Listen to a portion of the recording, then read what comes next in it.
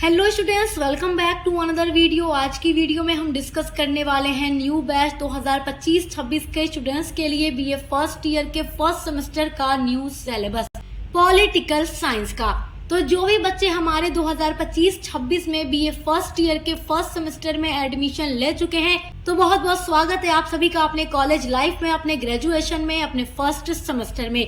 अभी आप लोगों की पहली साल है तो आप लोगों को बहुत अच्छे से चीजें समझ नहीं आ रही होंगी कि सेमेस्टर क्या है, मेजर माइनर सब्जेक्ट क्या है, को करिकुलर सब्जेक्ट क्या है, वोकेशनल सब्जेक्ट क्या है। तो सक्सेस मास्टर पॉइंट को सब्सक्राइब कर लीजिए, आपको सब कुछ पता चलता रहेगा, क्योंकि ये एक ऐसा चैनल है जो लगातार कई वर्षों से बीए के हर एक सब्जेक्ट के एग्जाम की पूरी तैयारी कराता है, सिलेबस को डिस्कस करता है और क्लासेस भी पूरी न्यू बैच के लिए कंप्लीट कराता है। तो इस बार हमारे जितने भी बच्चे न्यू बैच 2025-26 में आ चुके हैं बीए फर्स्ट ईयर के फर्स्ट सेमेस्टर में, तो उनके लिए हम जो न्यू सिलेबस है 2026 का नवीनतम पाठ्यक्रम पर आधारित सिलेबस एनईपी 2020 पर आधारित सिलेबस, उसको हम डिस्कस कर रहे हैं। और ये जो सिलेबस है हर यूनिवर्सिटी के लिए होगा, क्योंकि हर यूनिवर्सिटी का जो सिलेबस है वो एक जैसा ही है, सेम ही है। हाँ, आपको एक दो टॉपिक ऊपर नीचे मिल सकता है यूनिट्स में, बट सेम वही टॉपिक आपको मिलेगा। तो आपको टेंशन बिल्कुल भी नहीं लेना है कि मैम हम इस यूनिवर्सिटी से हैं, उस यूनिवर्सिटी से हैं, तो क्या हमारा सिलेबस यही होगा? जी बिल्कुल यही होगा, क्योंकि हर जगह सिलेबस सेम है। तो राजनीति शास्त्र वाले बच्चे, आज हम आपका सिलेबस डिस्कस करेंगे और अगली वीडियो से आपकी क्लासेस स्टार्ट कर देंगे। अदर जितने भी सब्जेक्ट हैं उनका सिलेबस भी हम डिस्कस कर चुके हैं, तो आप कोई भी सब्जेक्ट पढ़ते हो उनके लिए चैनल पर विजिट जरूर कीजिएगा, क्योंकि आपका 3 मेजर सब्जेक्ट है, एक माइनर है, एक वोकेशनल है और एक को करिकुलर है। वोकेशनल की टेंशन आपको नहीं लेना है, क्यों? क्योंकि वो आपका जो कॉलेज है वो आपका पूरा करा देगा, उसकी टेंशन नहीं लेनी है। चलिए देखते हैं फर्स्ट सेमेस्टर पॉलिटिकल साइंस का न्यू सिलेबस। पेपर का नाम है आपके भारतीय राष्ट्रीय आंदोलन एवं भारत का संविधान। इंग्लिश में इसको कहेंगे Indian national movement and constitution of India. Constitution मतलब क्या होता है? संविधान। तो आपको अपने इस पूरे सिलेबस के अंदर क्या पढ़ना है? जो भारत का राष्ट्रीय आंदोलन था उसके बारे में पढ़ना है, और भारत का संविधान कैसे बना उसकी पूरी प्रक्रिया, पूरा प्रोसेस आपको पढ़ना है। तो चलिए स्टार्ट करते हैं आपकी यूनिट नंबर 1 से, क्योंकि आपकी टोटल 8 यूनिट्स होंगी और उसके अंदर कई सारे टॉपिक्स होंगे। तो आज देख लेते हैं क्या क्या चीजें आपको पढ़नी है। यूनिट नंबर 1 में आपको पढ़ना है भारतीय राष्ट्रीय आंदोलन का जन्म। मतलब भारत में जो राष्ट्रीय आंदोलन हुआ, आप राष्ट्रीय आंदोलन के बारे में समझ रहे हैं? चलिए नहीं समझ रहे तो बता देती हूँ, क्योंकि बच्चे अभी ग्रेजुएशन में आने के बाद भी कुछ चीजें जो पहले पढ़े होते हैं वो भूल जाते हैं। देखिए, हमारा भारत अंग्रेजों का गुलाम था और इसको अंग्रेजों की गुलामी से आजाद कराने के लिए हमारे भारत में लगातार आंदोलन चलाए गए थे। आपने बहुत सारे आंदोलनों के नाम सुने होंगे, लेकिन उसमें से कुछ महत्वपूर्ण आंदोलन के नाम आपको याद रखना होता है, जैसे कि असहयोग आंदोलन या सविनय अवज्ञा आंदोलन या फिर आप भारत छोड़ो आंदोलन। इन आंदोलनों के नाम आप याद रखते हैं, जो कि गांधी जी के द्वारा चलाया गया था। तो किस तरीके से ये बड़ा बड़ा जन आंदोलन चलाया गया था भारत को आजाद कराने के लिए। तो इन आंदोलनों की वृद्धि कैसे हुई, इनका जन्म कैसे हुआ और ये आंदोलन कैसे पूरे भारत में बढ़ जाता है, और इसकी जो भी राजनीतिक प्रवृत्तियां थी वो क्या क्या थी, इसमें क्या क्या काम किए गए। तो आप लोगों को सारी चीजें डिटेल में पढ़नी है। सबसे पहले तो ये जानना है कि भारत के लोगों को आजादी के लिए प्रेरणा कहाँ से मिली। पहले तो लोग अंग्रेज सरकार के अधीन रहकर ही काम करना चाहते थे, डोमिनियन स्टेट्स की मांग कर रहे थे, लेकिन फिर पूर्ण आजादी का ख्याल कैसे आया, तो उन सब चीजों के बारे में आपको जानना है। भारतीयों के दिलों में राष्ट्रवाद की भावना जागी और उन्होंने आंदोलन के लिए कदम उठाया। तो उन सब चीजों के बारे में आपको यूनिट नंबर 1 के अंदर पढ़ना है, क्योंकि कोई नहीं चाहेगा कि अपने देश में गुलाम बनकर रहे। हर किसी को अपने देश में आजादी चाहिए, और उसी आजादी के लिए हम भारतीयों ने बहुत सारे आंदोलन किए, हमारे पूर्वजों ने बहुत सारे आंदोलन किए। चलिए अब देखते हैं यूनिट नंबर 2। इसमें आपको पढ़ना है संवैधानिक विकास के चरण।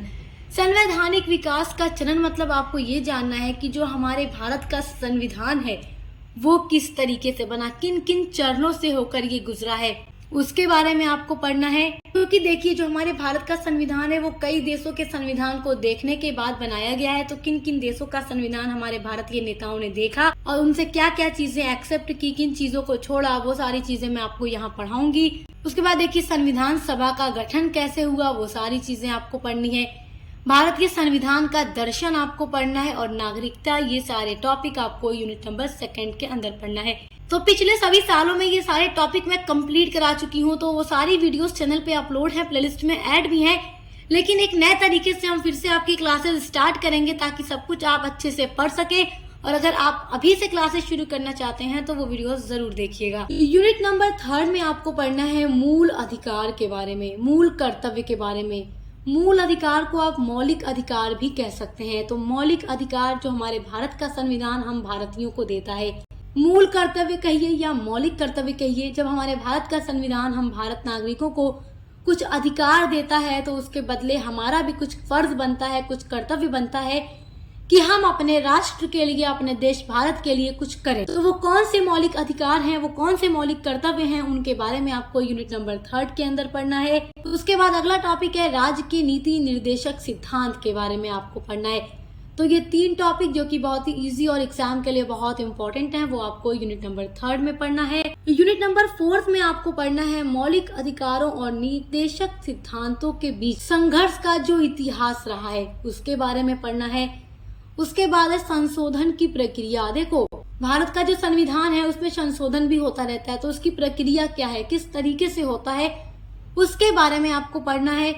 और संविधान के बुनियादी संरचना की जो अवधारणा है उसके बारे में आपको पढ़ना है यूनिट नंबर 4 के अंदर। यूनिट नंबर 5 में आपको पढ़ना है संघ कार्यपालिका एवं विधायिका। संघ कार्यपालिका क्या है, विधायिका क्या है, उसके बारे में आपको पढ़ना है, जिसमें आपको राष्ट्रपति के बारे में पढ़ना है, राष्ट्रपति की शक्ति के बारे में पढ़ना है, इनका चयन कैसे होता है, इन सब चीजों के बारे में पढ़ना है।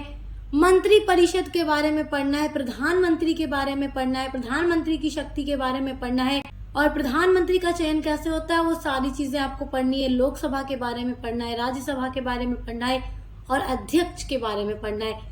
तो इन सभी टॉपिक्स पर आपको वीडियोस हमारे चैनल पर मिलेंगी, तो आपको टेंशन बिल्कुल भी नहीं लेना है। यूनिट नंबर 6 में आप लोगों को पढ़ना है राज्य कार्यपालिका एवं विधायिका के बारे में। तो राज्य कार्यपालिका एवं विधायिका की शक्ति क्या है, उनके कार्य क्या हैं और राज्यपाल के बारे में पढ़ना है।